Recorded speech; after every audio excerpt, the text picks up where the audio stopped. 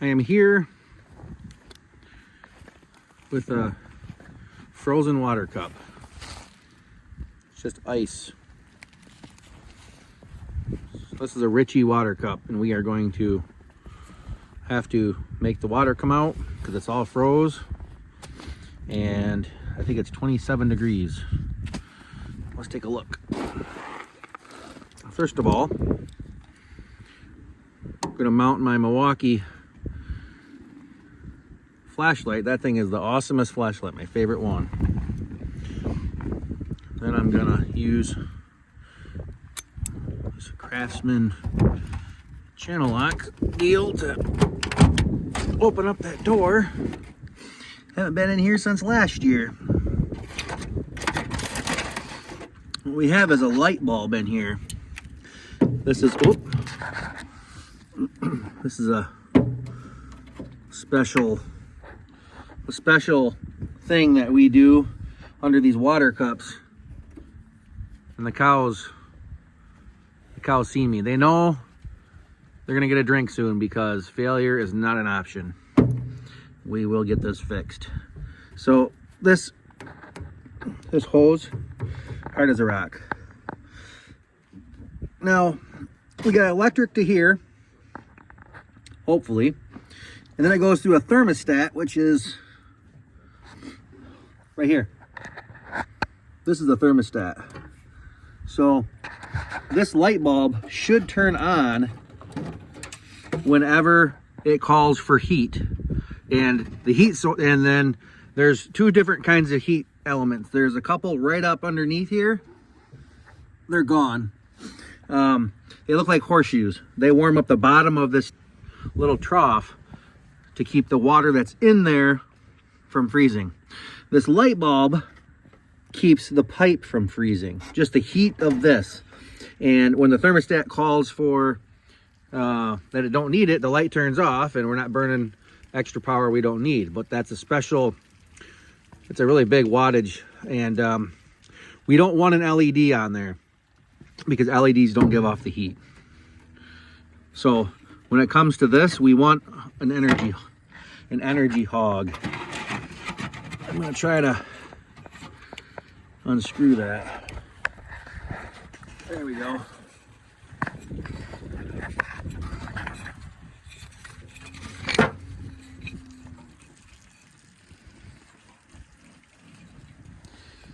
Now, maybe it was just not in tight enough. Let me try it again. Just screw it in real tight.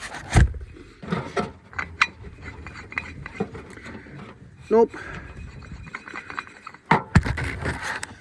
That didn't do it. So I just happen to have some options here. I just got this tire inflator deal from Milwaukee.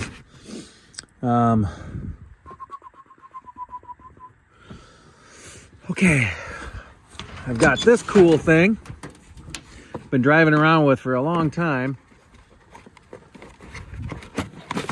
almost a year. See what that is? It's a heater. It's a ceramic heater. So we're going to screw that in. Instead of a light to make heat, it's going to be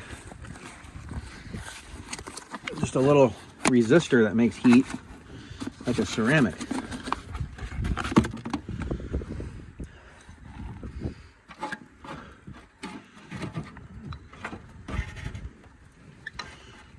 These cows are getting anxious, but they're not totally crazy yet. Okay. So this is interesting. The power on light is not working. Maybe we don't have our power like we thought we did. Oh, here's the other. That's the other heater that normally is up on top. This thing gets so hot it'll burn you in a second. So, where's our power? Why is that not working? Well, I guess I better, before I start chasing up too many trees, I guess I better see if we got power coming in there. If we got power coming in before the thermostat, then we know the thermostat's bad. No power coming in, we got a breaker that's got tripped or something. So let me get my tester.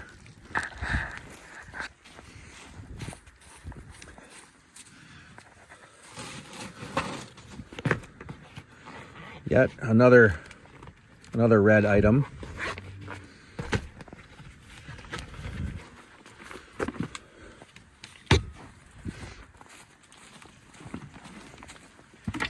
Okay. Whenever I get these new testers, I always buy the silicone leads because they, especially when it's cold out, they're worthless. They're so stiff. All right, so what we want to do, we want to set that on AC voltage, and then I'm going to stick, I'm going to stick one of these in my there.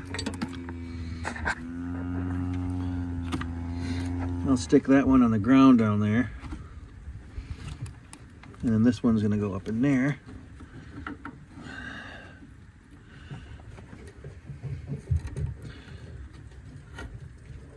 Nothing. Let me try. Oops.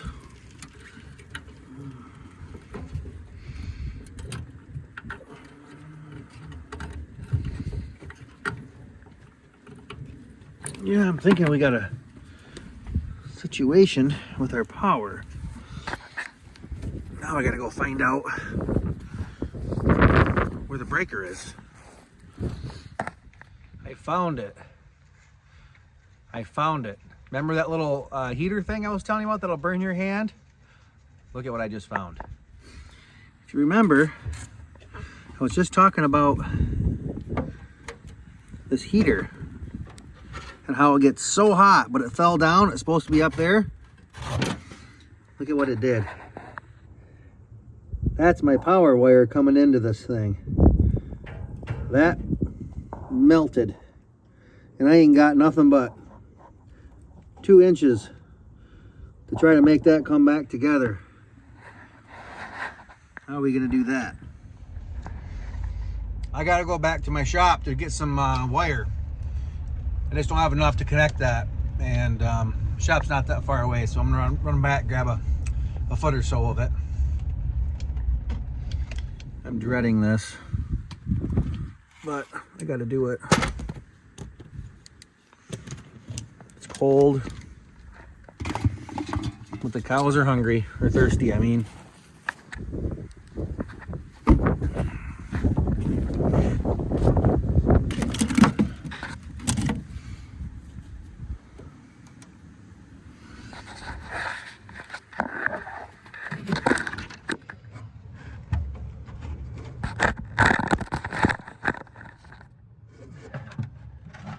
Okay, so here's my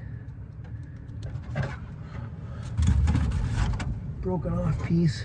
Go!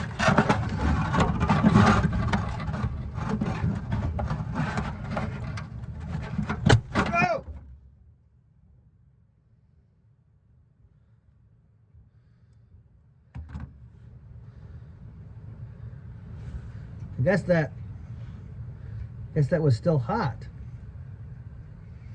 No, I don't know. Better get my tester now. So I guess what happened was there was just enough plastic maybe melted on top of the wires that when I initially tested the power, it was insulated or else corrosion or something. So that's why I wasn't getting a reading on it, and that's why I was also able to touch it before I cut it. So I assumed that after I did that, the breaker tripped or the fuse blew, and now I'm just double checking to make sure. And sure enough, it's pretty much dead now, so we're just gonna carry on. This type of Romex is called direct bury. It's got a very heavy plastic covering on it that allows you to just bury it in the dirt and not have to have it in a piece of conduit. It is the hardest stuff to work with because it's so plasticky. Regular Romex, you can grab the ground wire and rip it down and it'll just separate it like easy. This is not fun, especially I only had a couple inches sticking out of the ground I was able to mess with. I pretty much knew this was going to be the hardest part of the job, probably, was to strip this back so close to the ground. That's why I was dreading it. And I guess if I had to, I could have dug down a little bit, but I wouldn't be able to like pull it out of the ground to get more. I'd have to dig it out. And I did that a little bit, gained a little bit more room.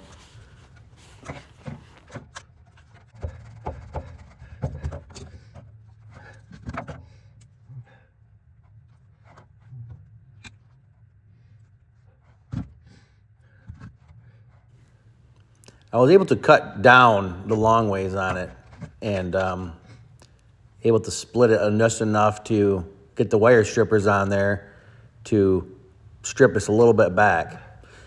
Cutting down the long way is kind of risky because if you screw up and you cut it off, now you got to start all over again. But I just ran out of options. There was not much I could do there.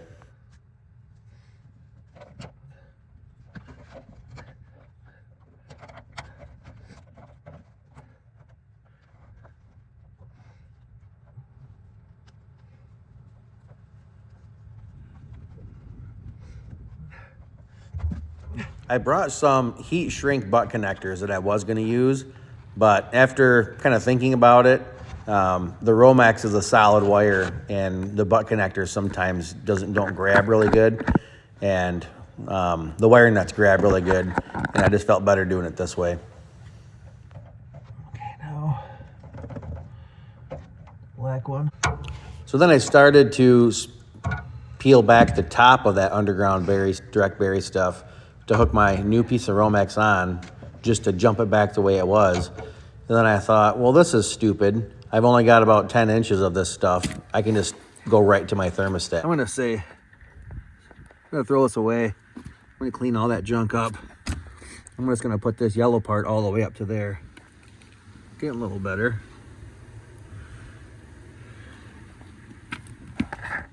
After I got the wire repaired, I had to go find out what fuse blown when I did that deal, and I had to look around a while till I found it.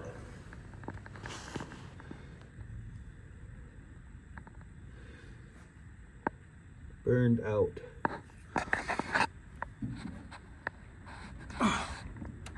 Now that's stuck. Oh, brother.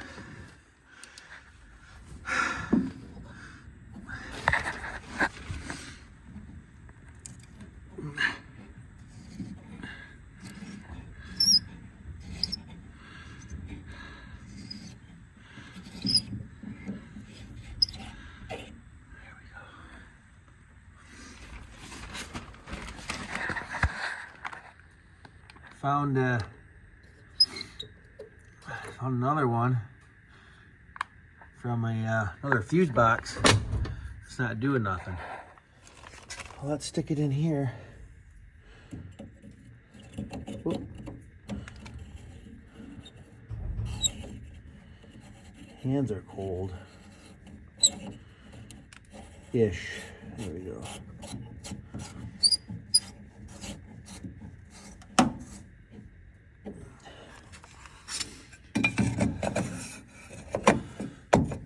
See if that works. Jump down off this pallet. My knife got stuck right on the Romex. Well, that's what I like to see. That little light says I got power on there now. That means my thermostat's working. Let me feel how hot this is. Oh yeah. Ouch, that's hot. That ought to keep that pipe from freezing once I get it thawed out. So now I got to get a torch in here and start thawing that out.